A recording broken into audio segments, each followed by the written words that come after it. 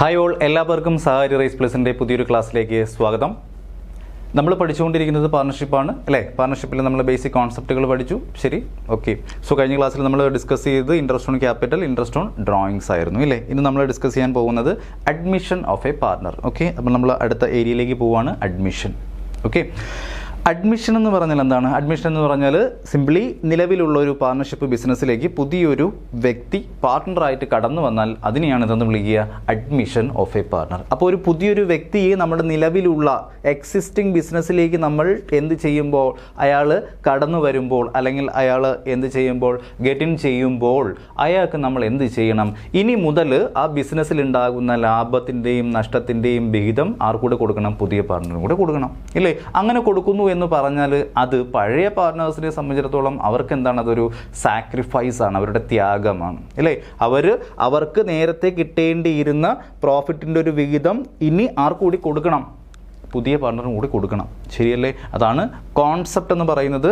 Admission വളരെ clear ആയിട്ട് മനസ്സിലാക്കാൻ ശ്രമിച്ചാൽ ഇനി അങ്ങോട്ടുള്ള റിട്ടയർമെൻറ്റ് ആൻഡ് ഡെത്ത് എന്ന് പറയുന്ന ഏരിയ വളരെ സിമ്പിളായിരിക്കും. ഓക്കെ അല്ലേ? Clear?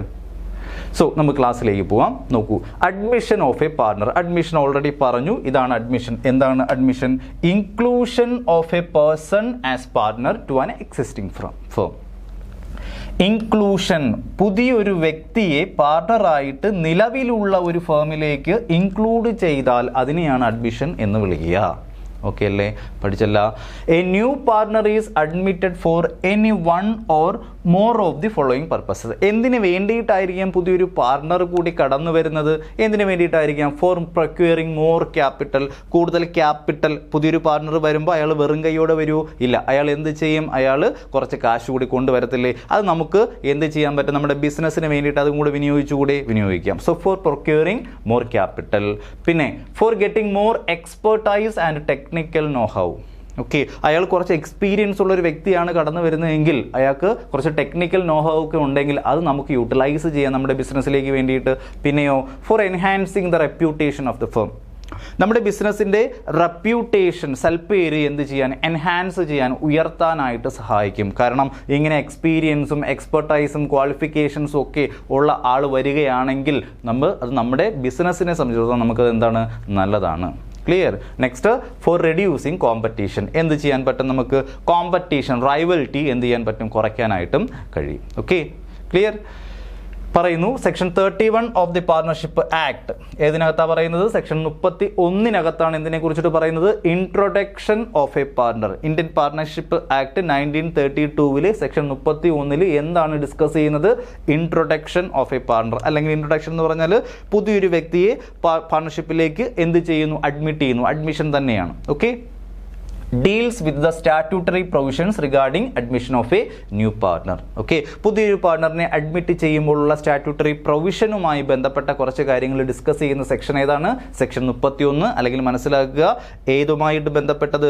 Introduction of a person as a partner into the existing firm is dealt in the dash section. ഏത് സെക്ഷൻ ആയിരിക്കും ഡെൽറ്റ് ചെയ്യുന്നത്? Section 31 of the Indian partnership act. Clear? ആ provisions ഇതൊക്കെയാണ്. ഒന്ന്, subject to the contract between the partners and to the provisions of section 30, no person shall be introduced as a partner. ഇതാണ് point. No person shall be introduced as a partner into the firm without the consent of all the existing partners. നിലവിലുള്ള എല്ലാ പാർട്ട്നേഴ്സിൻ്റെയും സമ്മതമില്ലാതെ, consent ഇല്ലാതെ ഒരു വ്യക്തിയെയും പുതിയൊരു പാർട്ണറായിട്ട് ബിസിനസ്സിനകത്തേക്ക് admit ചെയ്യാൻ കഴിയില്ല. Subject to the contract between the partners and to the provisions of section 30. ഏതൊക്കെ അനുസരിച്ചായിരിക്കും? Subject to the contract between the partners തമ്മിലുള്ള കോൺട്രാക്റ്റിൻ്റെ ഭാഗമായിട്ടും അതുപോലെ തന്നെ സെക്ഷൻ 30 പ്രകാരവും. സെക്ഷൻ 30 എന്ന് പറഞ്ഞാൽ എന്താണ്? Minors admitted to the benefits of partnership. ഇപ്പോൾ സെക്ഷൻ 30 പറയുന്നത് മൈനേഴ്സിനെ നമ്മൾ പാർട്ണർഷിപ്പിൻ്റെ ബെനഫിറ്റിന് വേണ്ടിയിട്ട് മാത്രമേ അഡ്മിറ്റ് ചെയ്യാൻ പറ്റുള്ളൂ. അങ്ങനെ മൈനേഴ്സിനെ അഡ്മിറ്റ് ചെയ്യണമെങ്കിലും അവിടെ നമ്മൾ പറഞ്ഞിട്ടുണ്ട് എന്താണ്? മൈനേഴ്സിനെ അഡ്മിറ്റ് ചെയ്താലും എല്ലാ പാർട്ട്നേഴ്സിൻ്റെയും കൺസെൻറ്റ് ഉണ്ടായിരിക്കണം. അത് തന്നെയാണ് ഇവിടെയും പറയുന്നത്. പുതിയൊരു പാർട്ണറിനെ അഡ്മിറ്റ് ചെയ്യുമ്പോൾ എന്ത് ചെയ്തിരിക്കണമെന്നാണ് പറഞ്ഞത്? all the consent or the consent of all the partners are necessary. The consent of all the partners are necessary. Clear അല്ലേ? ഇനി രണ്ടാമത് പ്രൊവിഷൻ പറയുന്നത് subject to the provisions of section 30. Section 30 എന്ന് പറയുന്ന പ്രൊവിഷനിൽ പറയുന്നത് a person who is introduced as a partner into the firm, പുതിയൊരു വ്യക്തിയെ നമ്മളൊരു പാർട്ണറായിട്ട് ഇൻട്രൊഡ്യൂസ് ചെയ്താൽ does not thereby becomes liable for any act of the firm done before he became a partner. എന്ന് പറഞ്ഞാൽ എന്താണ്? ഒരു വ്യക്തിയെ നമ്മൾ നമ്മുടെ ബിസിനസ്സിലേക്ക് അഡ്മിറ്റ് ചെയ്താൽ എന്ത് ചെയ്യത്തില്ല? He does not thereby become liable. അയാൾ ബാധ്യസ്ഥനല്ല, ബാധ്യതയില്ല അയാൾക്ക്. ഫോർ എന്തിന് ബാധ്യതയില്ല? For any act of the firm done before he became a partner. അയാളിനെ പാർട്ട്ണറായിട്ട് അഡ്മിറ്റ് ചെയ്തതിന് മുന്നേയുള്ള ഒരു ബാധ്യതകൾക്കും ആര് ലയബിൾ അല്ല, ഒരു ഡെപ്റ്റുകൾക്കും ആര് ബാധ്യതയല്ല? പുതുതായിട്ട് വരുന്ന പാർട്ണർ ബാധ്യതയല്ല. ഓക്കെ, അപ്പോൾ subject to the provisions of section 30, section 30യുടെ പ്രൊവിഷൻസ് അനുസരിച്ച് പറയുകയാണെങ്കിൽ a person who is introduced as a partner in the firm, ഒരു ഫേമിലേക്ക് പുതിയൊരു വ്യക്തിയെ എന്ത് ചെയ്യാം? പാർട്ണറായിട്ട് അഡ്മിറ്റ് ചെയ്യാം. And he does not thereby become liable. അയാൾക്ക് ലൈബിലിറ്റി ഇല്ല. എന്തിനുള്ള ലൈബിലിറ്റി ഇല്ല? For any act of the firm done before he became a partner. അയാൾ പാർട്ണർ ആകുന്നതിന് മുന്നേ ബിസിനസ്സും പുറത്തുള്ള വ്യക്തികളും തേർഡ് പാർട്ടീസുമായിട്ട് നടത്തിയ ആക്ടിവിറ്റീസിൻ്റെ ബാധ്യതകളുണ്ടെങ്കിൽ ആ ബാധ്യത ആരേറ്റെടുക്കേണ്ട ആവശ്യമില്ല? പുതിയ പാർട്ണർ ഏറ്റെടുക്കേണ്ട ആവശ്യമില്ല. ക്ലിയർ? ഓക്കെ.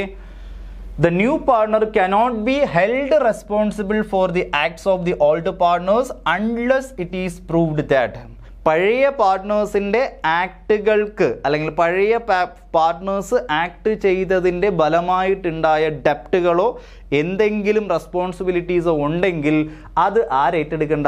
പുതിയ പാർട്ണർ ഏറ്റെടുക്കണ്ട. അൺലെസ് എന്തില്ലെങ്കിൽ it is proved that. Okay, unless it is proved that താഴെ പറയുന്നവ പ്രൂവ് ചെയ്തില്ലെങ്കിൽ മാത്രം അയാൾക്ക് ബാധ്യതയില്ല. താഴെ പറയുന്ന കാര്യങ്ങൾ എന്തൊക്കെയാ? The reconstituted firm has assumed the liability to pay the ഡെപ്റ്റ്. റീകോൺസ്റ്റിറ്റ്യൂട്ടഡ് ഫേം എന്താണ്? റീകോൺസ്റ്റിറ്റ്യൂഷൻ എന്ന് പറഞ്ഞാൽ reconstitution means change in the agreement between the partnership. Okay, പാർട്ണർഷിപ്പിന്റെ എഗ്രിമെന്റിൽ ചേഞ്ച് ഉണ്ടായാൽ അതിനെയാണ് റീകോൺസ്റ്റിറ്റ്യൂഷൻ എന്ന് വിളിക്കുക. So a reconstituted firm has assumed the liability to pay the ഡെപ്റ്റ്. റീകോൺസ്റ്റിറ്റ്യൂട്ടഡ് ഫേം, അതായത് പുതിയൊരു പാർട്ണറെ അഡ്മിറ്റ് ചെയ്യുമ്പോൾ അതിനെ വിളിക്കേണ്ട പേര് റീകോൺസ്റ്റിറ്റ്യൂട്ടഡ് ഫേം എന്നാണ്. ആ firm has assumed the liability to pay the ഡെപ്റ്റ്. നേരത്തെ ഉണ്ടായ ഡെപ്റ്റുകൾ കൊടുക്കാം എന്ന് ഏൽക്കുകയാണെങ്കിൽ ഓക്കെ, ആരും ബാധ്യസ്ഥനാണ്? പുതിയ പാർട്ണറും അത് കൊടുക്കാൻ ബാധ്യസ്ഥനാണ്. ഇനി that the creditor concerned has agreed to accept the reconstituted firm as his debtor. Okay, creditor എന്ന് പറഞ്ഞാൽ നമ്മൾ കാശ് കൊടുക്കേണ്ട വ്യക്തി എന്ത് ചെയ്തു?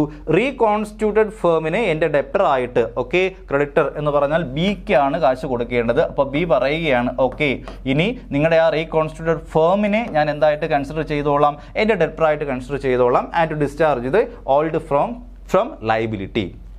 ഓക്കെ, സോ ഞാൻ എന്ത് ചെയ്തു? പഴയ ഫേമിലെ ലൈബിലിറ്റിയിൽ നിന്നും എന്ത് ചെയ്തു? മുക്തമാക്കി അല്ലെങ്കിൽ റിമൂവ് ചെയ്തു. സോ ഇനി പുതിയ റീകോൺസ്റ്റിറ്റ്യൂട്ടഡ് ഫേമുമായിട്ടായിരിക്കും ഞാൻ എന്ത് ചെയ്യുന്നത്? ഡീൽ ചെയ്യുന്നത്. ഓക്കെ, മനസ്സിലായില്ലേ? So A new partner cannot be held responsible for the act of the old partners. പഴയ പാർട്ട്നേഴ്സിൻ്റെ ആക്ടുകൾക്ക് ആരും റെസ്പോൺസിബിൾ അല്ല, പുതിയ പാർട്ണർ റെസ്പോൺസിബിൾ അല്ല. പക്ഷേ പ്രൂവ് ചെയ്തിരിക്കണം. എന്ത് പ്രൂവ് ചെയ്തിട്ടുണ്ടാവണം? The reconstituted firm has assumed the liability. Reconstituted ഫേമിനാണ് ലൈബിലിറ്റി എന്നുള്ളത് അവർ തന്നെ അക്സെപ്റ്റ് ചെയ്തു എങ്കിൽ എന്ത് ചെയ്യണം? അയാളും റെസ്പോൺസിബിൾ ആണ്. ഓക്കെ, അതുപോലെ ഒരു creditor concerned has agreed to accept the reconstituted firm. എന്ത് ചെയ്തു? റീകോൺസ്റ്റിറ്റ്യൂട്ടഡ് ഫേമിനെ ആ ക്രെഡിറ്റർ എന്തായിട്ട് മാറ്റി അയാളുടെ പുതിയ ഡെപ്റ്ററാക്കി കൺസിഡർ ചെയ്തു. ഓക്കെ, സോ പഴയ ഫേമിനെ അവരുടെ ലൈബിലിറ്റിയിൽ നിന്നും എന്ത് ചെയ്തു? റിമൂവ് ചെയ്തു. പുതിയ ഫേമിനായിരിക്കും ലൈബിലിറ്റി എന്നുള്ളത് ആര് അക്സെപ്റ്റ് ചെയ്തു? ബി അക്സെപ്റ്റ് ചെയ്താൽ ബി എന്ത് ചെയ്യണം? പുതിയ പാർട്ണർ എന്ത് ചെയ്യണം? ആ ഒരു ലൈബിലിറ്റി കൊടുക്കാനായിട്ട് ബാധ്യസ്ഥനാണ്. ഓക്കെ അല്ലേ? ഇനി however a minor admitted to the benefits of the partnership who, if he elects to become a partner in the firm after attaining majority, shall become personally liable for all the act of the firm done since he was admitted to the benefits of the partnership. ഒരു മൈനറിനെ ബെനഫിറ്റിന് വേണ്ടിയിട്ട് നമ്മൾ admit ചെയ്യുകയാണെങ്കിൽ അയാൾക്ക് 18 വയസ്സ് കഴിഞ്ഞു, അയാൾ ഒരു മേജറായി, okay, elects to become a partner in the firm after attaining majority, അതായത് 18 വയസ്സ് കഴിഞ്ഞതിന് ശേഷം ആ ഒരു മൈനറിനെ നമ്മൾ എന്ത് ചെയ്തു, നമ്മുടെ ബിസിനസ്സിലേക്ക് അഡ്മിറ്റ് ചെയ്തു. അതിനുശേഷം അയാളുടെ ബാധ്യത എന്ന് പറഞ്ഞാൽ, അതായത് മൈനർ മേജർ ആയ സാഹചര്യങ്ങളിൽ ആ ലൈബിലിറ്റി എന്ന് പറയുന്നത്, മേജറിൻ്റെ ലൈബിലിറ്റി എന്ന് പറയുന്നത് ബാക്കിലേക്കുള്ള എന്ന് മുതലാണോ ആ പാർട്ട്ണറിനെ അവിടെ അഡ്മിറ്റ് ചെയ്ത് അതുമുതലുള്ള ലൈബിലിറ്റീസ് എല്ലാം ആർക്കും ബാധ്യസ്ഥരായിരിക്കും, ആ മേജറിനും എന്തായിരിക്കും, അയാൾ കൊടുക്കാൻ ബാധ്യസ്ഥനായിരിക്കും. ഓക്കെ, എന്താ പറഞ്ഞത്? Shall become personally liable for all the act of the firm done since he was admitted to the benefits of the partnership. Okay, പാർട്ണർഷിപ്പിന്റെ ബെനഫിറ്റിന് വേണ്ടി എന്നാണോ അയാൾ അഡ്മിറ്റ് ചെയ്യുന്നത് അന്നു മുതൽ ഉള്ള ബാധ്യതകൾക്കെല്ലാം ആ ഒരു മേജർ ബാധ്യസ്ഥനായിരിക്കും, അല്ലെങ്കിൽ അയാൾ ലയബിൾ ആയിരിക്കും എന്നുള്ളതാണ്. Okay, the new partner who joins the business is called the incoming partner. പുതിയ പാർട്ണറിനെ വിളിക്കേണ്ട പേര് ഇൻകമിംഗ് പാർട്ണർ എന്നോ ന്യൂ പാർട്ണർ എന്നോ നമുക്ക് വിളിക്കാം. ഓക്കെ, സോ പുതിയ പാർട്ണറെ വിളിക്കേണ്ട പേര് ഇൻകമിംഗ് പാർട്ണർ അല്ലെങ്കിൽ new partner. A newly admitted partner acquires 2 main rights. 2 പ്രധാനപ്പെട്ട റൈറ്റുകളാണ്, അവകാശങ്ങളാണ് പുതിയ പാർട്ണറിന് കിട്ടുക. ഒന്ന്, right to share the assets of the partnership firm, ഫേമിൻ്റെ അസറ്റുകളെല്ലാം ഷെയർ ചെയ്യുക. 2 എന്ന് പറയുന്നത് right to share the profit of the partnership firm, ഫേമിൻ്റെ പ്രോഫിറ്റുകൾ വീതിച്ചെടുക്കാനുള്ള അവകാശവും ഫേമിൻ്റെ അസറ്റുകൾ ഷെയർ ചെയ്യാനുള്ള റൈറ്റുമാണ് ആർക്ക് കിട്ടുന്നത്, പുതിയ പാർട്ണറിന് കിട്ടുന്നത്. ഇപ്പോൾ 2 റൈറ്റുകൾ, right to share the assets, right to share the profit. Clear അല്ലേ? ഇനി for the right to acquire the share in the asset share ചെയ്യാനുള്ള റൈറ്റ് ന്യൂ പാർട്ണറിന് കൊടുക്കുന്നത് കൊണ്ട് തന്നെ the partner brings in the agreed amount of capital. Okay, asset share ചെയ്യാനുള്ള right നമ്മൾ കൊടുത്തില്ലേ, അങ്ങനെ കൊടുത്തതിന് പകരമായിട്ട് പുതിയ പാർട്ണർ ബിസിനസ്സിലേക്ക് വരുമ്പോൾ അയാൾ എന്ത് ചെയ്യണം, ഒരു എമൗണ്ട് കൊണ്ടുവരണം. ആ എമൗണ്ടിനെ നമ്മൾ വിളിക്കേണ്ട പേരാണ് ക്യാപിറ്റൽ എന്ന് വിളിക്കുക. ഓക്കെ, അപ്പോൾ അസറ്റ് ഷെയർ ചെയ്യുന്നതിന് ഭാഗമായിട്ട് അല്ലെങ്കിൽ അസറ്റ് ഷെയർ ചെയ്യുന്നത് കൊണ്ട് പുതിയ പാർട്ണർ ബിസിനസ്സിലേക്ക് എന്ത് കൊണ്ടുവരണം, ക്യാപിറ്റൽ കൊണ്ടുവരണം. അത് ക്യാഷ് ആയിട്ട് കൊണ്ടുവരാം, അല്ലെങ്കിൽ വേറെ ഏതെങ്കിലും കൈൻഡായിട്ട് അസറ്റുകളായിട്ടൊക്കെ കൊണ്ടുവരാം. ക്ലിയർ? അതുപോലെ തന്നെ പ്രോഫിറ്റ് ഷെയർ ചെയ്യാനുള്ള റൈറ്റ് കൊടുക്കുന്നത് കൊണ്ട് തന്നെ പുതിയ പാർട്ണർ എന്ത് ചെയ്യണം, ബിസിനസ്സിലേക്ക് ഗുഡ് വില്ല് കൊണ്ടുവരണം. എന്ത് കൊണ്ടുവരണം? ഗുഡ് വില്ല് കൊണ്ടുവരണം. ഓക്കെ, moreover കൂടാതെ in the case of an established firm which may be earning more profit than the normal rate of return on its capital, the new partner is required to contribute some additional amount which is known as premium or goodwill. Okay, ക്യാപിറ്റലിനേക്കാളും കൂടുതൽ amount കൊണ്ടുവരികയാണെങ്കിൽ, ക്യാപിറ്റലായിട്ട് 10,000 കൊണ്ടുവരുന്നു, ഇതിനേക്കാളും കൂടുതലായിട്ട് എന്തെങ്കിലും ഒരു amount കൊണ്ടുവരികയാണെങ്കിൽ അതിനെയാണ് നമ്മൾ എന്തായിട്ട് കൺസിഡർ ചെയ്യുക, ഗുഡ്വിൽ ആയിട്ട് കൺസിഡർ ചെയ്യുക. ഓക്കെ അല്ലേ? എങ്ങനെയുള്ള ഫേമുകളിലായിരിക്കും ഗുഡ്വിൽ കൊണ്ടുവരുന്നത്? എസ്റ്റാബ്ലിഷ്ഡ് ഫേമുകളിലായിരിക്കും എന്ത് കൊണ്ടുവരിക, ഒരു പാർട്ണർ പുതുതായിട്ട് വരുമ്പോഴത്തേക്ക് എന്ത് കൊണ്ടുവരും, ഗുഡ്വില്ലിന് തുല്യമായ തുകയും കൊണ്ടുവരും. ഓക്കെ അല്ലേ? Clear? The accounting problems of admission. Okay, admission സമയത്തുള്ള കുറച്ച് അക്കൗണ്ടിങ് ട്രീറ്റ്മെൻറ്റുകളാണ്. ഇതെല്ലാം പറയുമ്പോഴത്തേക്ക് ഏത് കഴിയും, അഡ്മിഷൻ ഓഫ് എ പാർട്ണർ എന്ന് പറയുന്നുള്ള ഏരിയ കഴിയും. ഒന്ന്, പ്രോഫിറ്റ് ഷെയറിംഗ് റേഷ്യോസ് നോക്കിയാൽ ചിലപ്പോൾ കാൽക്കുലേറ്റ് ചെയ്യാൻ എക്സാമിന് ചോദിക്കാം. 2, revaluation of assets and liabilities. അസറ്റുകളും ലയബിലിറ്റീസും റീവാല്യൂ ചെയ്യും. പുതിയൊരു പാർട്ണറിനെ അഡ്മിറ്റ് ചെയ്യുമ്പോഴോ റിട്ടയർ ചെയ്യുമ്പോഴത്തേക്കോ ഒക്കെ എന്ത് ചെയ്യും, റീവാല്യൂ ചെയ്യും. Okay, then adjustment for reserves and other accumulated profit. Okay, ആ ഫേമിൽ ഉണ്ടായിരുന്ന റിസർവുകളും അക്യുമുലേറ്റഡ് പ്രോഫിറ്റുകളൊക്കെ ഉണ്ടെങ്കിൽ അത് അഡ്ജസ്റ്റ് ചെയ്യണം. Okay, then goodwill adjust ചെയ്യണം. ഓക്കെ അല്ലേ? ഏറ്റവും last adjustment for partners capital. പാർട്ട്നേഴ്സിൻ്റെ ക്യാപിറ്റലും അഡ്ജസ്റ്റ്മെൻ്റ് ഉണ്ട്. ഓക്കെ, ഇതിൽ എക്സാമിനൊക്കെ ചോദിച്ചിട്ടുണ്ട്, റിവാലുവേഷനിൽ നിന്ന് ചോദിച്ചിട്ടുണ്ട്. ഓക്കെ, ദെൻ പ്രോഫിറ്റ് ഷെയർ ചെയ്യാൻ അല്ലെങ്കിൽ ആ റേഷ്യോ കാൽക്കുലേറ്റ് ചെയ്യാൻ ചോദിച്ചിട്ടുണ്ട്. ദെൻ ഗുഡ് വില്ലിൽ നിന്ന് ഒരുപാടാണ് കൂടുതലും ചോദിക്കുക. ഓക്കെ അല്ലേ? സോ ബാക്കിയുള്ളത് കൂടി ജസ്റ്റ് ഡിസ്കസ് ചെയ്ത് പോകുന്നു. ക്ലിയർ? അപ്പോൾ ആദ്യം നമുക്ക് ഡിസ്കസ് ചെയ്യാം profit sharing ratio, adjustment in the profit sharing ratio. Okay, അവിടെ 2 റേഷ്യോയാണ് നമ്മൾ ഡിസ്കസ് ചെയ്യുന്നത്. ഒന്ന് new profit sharing ratio, 2 sacrificing ratio. ഏതൊക്കെയാ? New profit sharing ratio and sacrificing ratio. നമുക്ക് ആദ്യം ന്യൂ പ്രോഫിറ്റ് ഷെയറിംഗ് റേഷ്യോ എന്താണെന്ന് നോക്കാം. ഓൺ അഡ്മിഷൻ പുതിയൊരു പാർട്ണറിനെ എന്ത് ചെയ്യുമ്പോൾ ബിസിനസ്സിനകത്തേക്ക് അഡ്മിറ്റ് ചെയ്യുമ്പോൾ, ഓക്കെ, ഫോർ എക്സാമ്പിൾ എയും ബിയും ഉണ്ടായിരുന്ന ഒരു പാർട്ണർഷിപ്പ് ബിസിനസ്, ഓക്കെ, അവർ ഷെയർ ചെയ്തുകൊണ്ടിരുന്നത് 2:1 എന്ന് പറയുന്ന റേഷ്യോയിലായിരുന്നു. ആ ഒരു ബിസിനസ്സിലേക്ക് സി കടന്നു വരുന്നു, ഓക്കെ. സിക്ക് നമ്മൾ കൊടുക്കുന്ന ഷെയർ എന്ന് പറഞ്ഞാൽ 1/4 ഷെയർ ആണ് കൊടുക്കുന്നത്. എത്രയാണ് കൊടുക്കുന്നത്? 1/4 ഷെയർ ആണ് കൊടുക്കുന്നത്. ക്ലിയർ എന്ന് പറയുമ്പോൾ ഇനി മുതൽ എ ബി സി എന്ന് പറയുന്ന 3 പാർട്ട്നേഴ്സ് ഇല്ലേ? നേരത്തെ എയും ബിയും മാത്രമേ ഉണ്ടായിരുന്നുള്ളൂ. ഇനി എത്ര പേരുണ്ട്? 3 പേരുണ്ട്. അപ്പോൾ 3 പേരുടെയും റേഷ്യോ ഷെയർ മാറും, ഓക്കെ അല്ലേ? നേരത്തെ 2:1 ആയിരുന്നെങ്കിൽ ഇനി സി കൂടെ വരികയാണ്, അയാൾക്ക് 1/4 കൊടുത്തു. സോ 2:1 ആണ് ഇനിയുള്ള റേഷ്യോ. ഇതിനെയാണ് ന്യൂ പ്രോഫിറ്റ് ഷെയറിംഗ് റേഷ്യോ എന്ന് വിളിക്കുക. Okay, so on admission, the incoming partner acquires his share of profit from the old partners. എവിടെ നിന്നാണ് അക്വയർ ചെയ്യുന്നത്?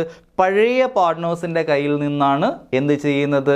ഷെയർ ഓഫ് പ്രോഫിറ്റ് അക്വയർ ചെയ്യുന്നത്. ആരക്വയർ ചെയ്യും? ഇൻകമിംഗ് പാർട്ണർ അക്വയർ ചെയ്യും. Okay, the ratio in which all partners including the incoming partner or new partner share the future profits and losses is known as new profit sharing ratio. Okay, so new profit sharing ratio എന്ന് പറഞ്ഞാൽ the ratio in which all partners share the future profits.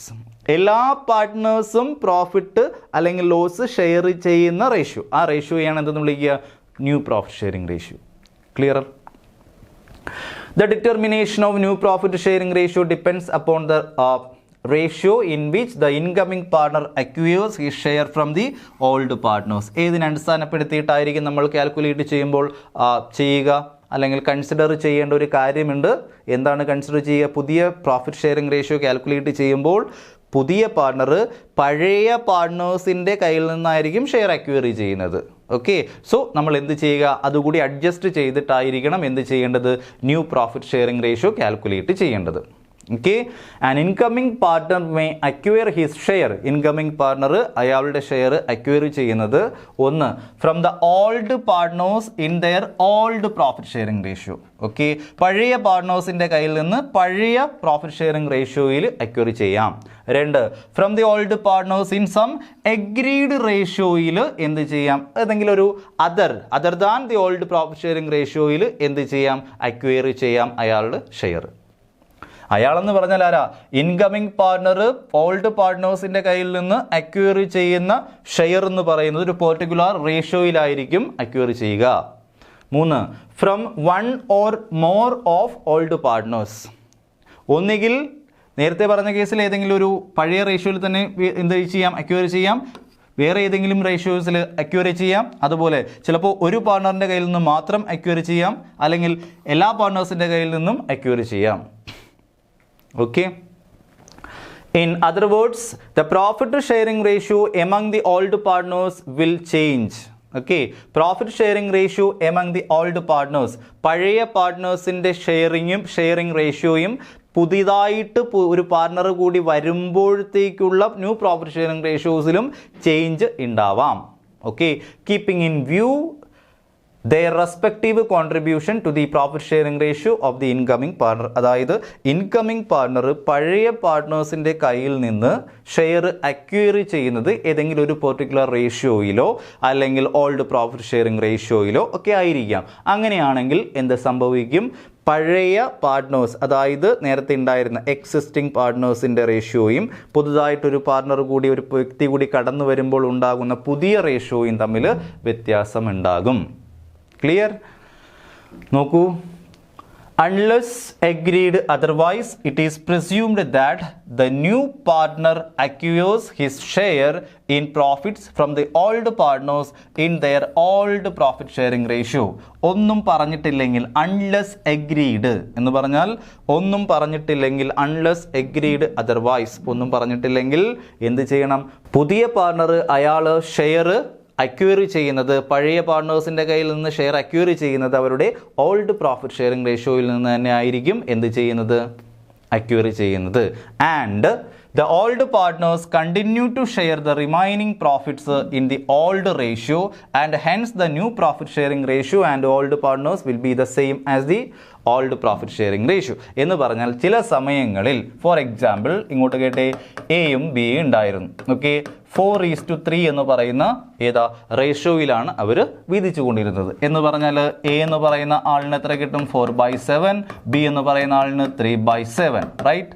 Okay അല്ലേ? പുതിയ partner വരുന്നു സിക്ക് നമ്മൾ കൊടുക്കുന്നതെന്ന് പറഞ്ഞാൽ 1/8 share. 1/8 share എന്ന് പറഞ്ഞാൽ 8 ഡിവൈഡ് ചെയ്താൽ അതിലൊരു പോർഷൻ കൊടുക്കണം. ഇതുവരെ എത്രയായിട്ടാണ് അവർ ഡിവൈഡ് ചെയ്തുകൊണ്ടിരുന്നത്? 7.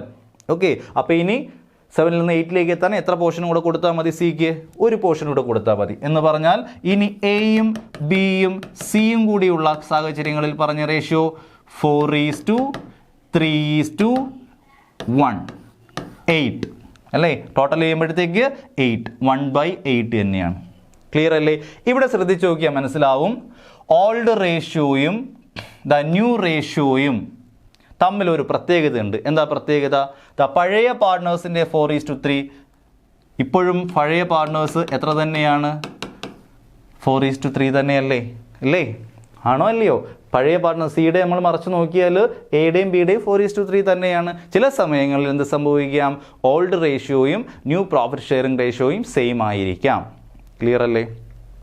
ഓക്കെ, പല കേസുകളാണ് ഇതിൽ നിങ്ങൾക്ക് എക്സാമിന് ചോദിക്കുക എന്ന് പറഞ്ഞാൽ കേസ് എന്താണെന്നൊന്നും ചോദിക്കത്തില്ല. പ്രോബ്ലം ഏതാ? കാൽക്കുലേറ്റ് ചെയ്യാനായിരിക്കും ചോദിക്കുന്നത്. നോക്കൂ, when new partner's share is given but the question is silent about the sacrifice made by the old partners. Okay, എത്രയാണ് സാക്രിഫൈസ് എന്നുള്ളത് പറയത്തില്ല. പുതിയ പാർട്ട്നേഴ്സിൻ്റെ ഷെയർ തന്നിട്ടുണ്ടാവും.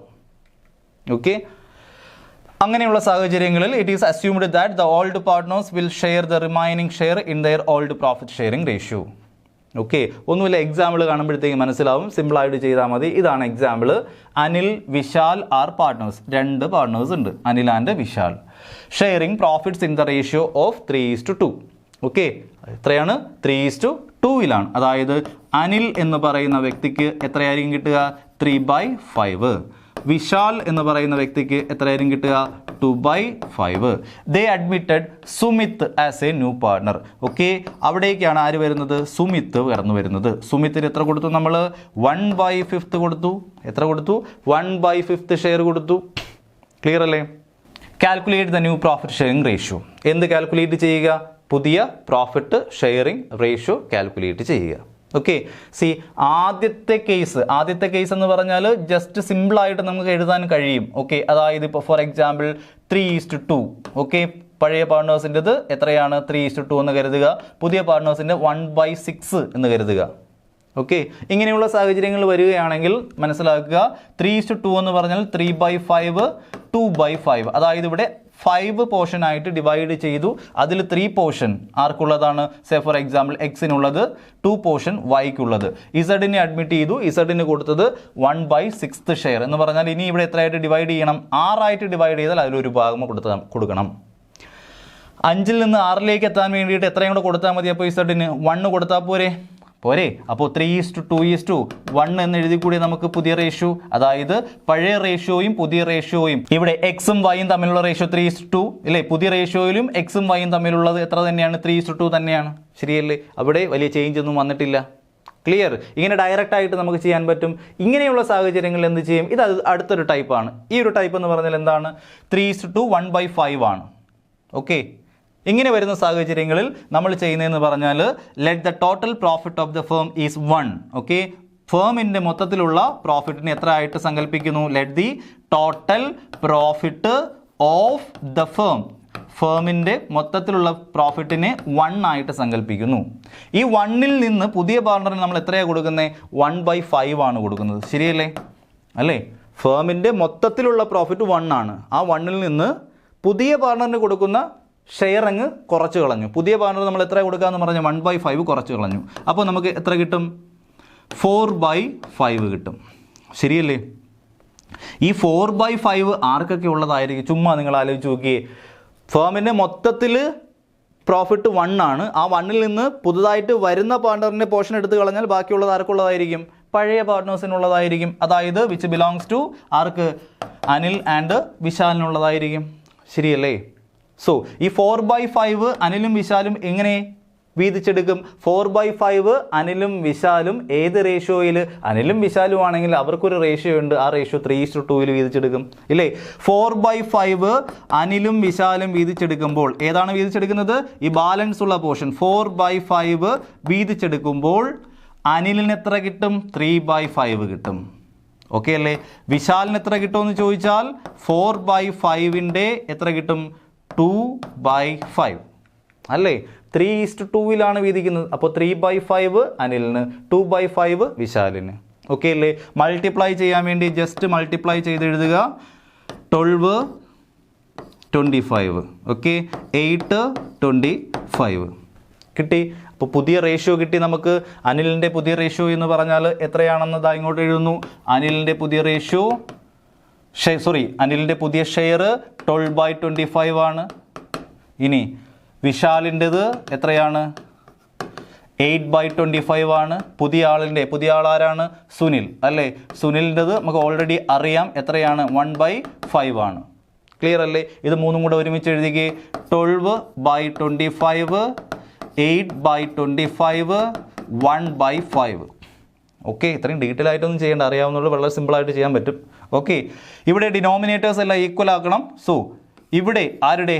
സുനിലിൻ്റെ മാത്രം 5 ആണ് ഡിനോമിനേറ്റർ. 5നെ 25 ആക്കാൻ വേണ്ടി നമുക്ക് എന്ത് ചെയ്യാം? 5 കൊണ്ട് മൾട്ടിപ്ലൈ ചെയ്യാം. ഡിനോമിനേറ്ററിൽ 5 കൊണ്ട് മൾട്ടിപ്ലൈ ചെയ്താൽ ന്യൂമറേറ്ററിലും 5 കൊണ്ട് മൾട്ടിപ്ലൈ ചെയ്യണം. സോ റേഷ്യോ എന്ന് പറഞ്ഞാൽ 12, 8, 5. ഇതാണ് റേഷ്യോ എന്ന് പറയുന്നത്. ഓക്കെ, അപ്പോൾ new ratio Anil, Vishal and Sunil. Okay, അവരുടെ പുതിയ റേഷ്യോ എന്ന് പറഞ്ഞാൽ 12:8:5. ഓക്കെ, 12:8:5. ഇവിടെയും നിങ്ങൾ മാറ്റി നോക്കിയേ, അനിലിൻ്റെയും വിശാലിൻ്റെയും മാത്രം എടുത്ത് നോക്കിയേ 12:8. ഇതിനെ ചെറുതാക്കാൻ പറ്റത്തില്ല. ഇത് രണ്ടിനെയും മാത്രമായിട്ടാണെങ്കിൽ നമുക്ക് ചെറുതാക്കാം. ഇതിനെ മൂന്നിനെയും കൂടി ഒരുമിച്ച് ചെറുതാക്കാൻ പറ്റത്തില്ലല്ലോ. സോ അനിലിൻ്റെയും വിശാലിൻ്റെയും കഥ മാത്രം ആലോചിച്ച് നോക്കിയേ. 12:8. ഓക്കെ, 2 കൊണ്ട് പറ്റത്തില്ലേ? 6 × 2 12, 4 × 2 8 അല്ലേ? വീണ്ടും 3 2. അവസാനം 3:2 എത്തിയില്ലേ? ഈ 3:2 തന്നെയല്ലേ അവരുടെ പഴയ റേഷ്യോ എന്ന് പറയുന്നത്. ഇവിടെ ഓൾഡ് ഷെയറിൽ എന്ത് വരുന്നില്ല? അവർ തമ്മിലുള്ള ഷെയറിൽ മാറ്റം വരുന്നില്ല. ആര് തമ്മിലുള്ള ഷെയറിൽ മാറ്റം വരുന്നില്ല എന്നാണ് പറയുന്നത്? പഴയ പാർട്ട്നേഴ്സ് തമ്മിലുള്ള ഷെയറിൽ അല്ലെങ്കിൽ റേഷ്യോയിൽ വ്യത്യാസം വരുന്നില്ല. ഓക്കെ, ബട്ട് പുതിയ പാർട്ണറിനെയും കൂടി കൺസിഡർ ചെയ്യുമ്പോൾ അവിടെ എന്ത് വന്നിട്ടുണ്ട്? ചേഞ്ച് വന്നിട്ടുണ്ട്. ക്ലിയർ? 12:8:5. ഓക്കെ ആണോ? ഓക്കെ, സോ ഇത്രയുമാണ് ക്ലാസ് എന്ന് പറയുന്നത്. അടുത്ത ക്ലാസ്സിൽ പുതിയൊരു ടോപ്പിക്കുമായിട്ട് നമുക്ക് വീണ്ടും കാണാം. ബൈ.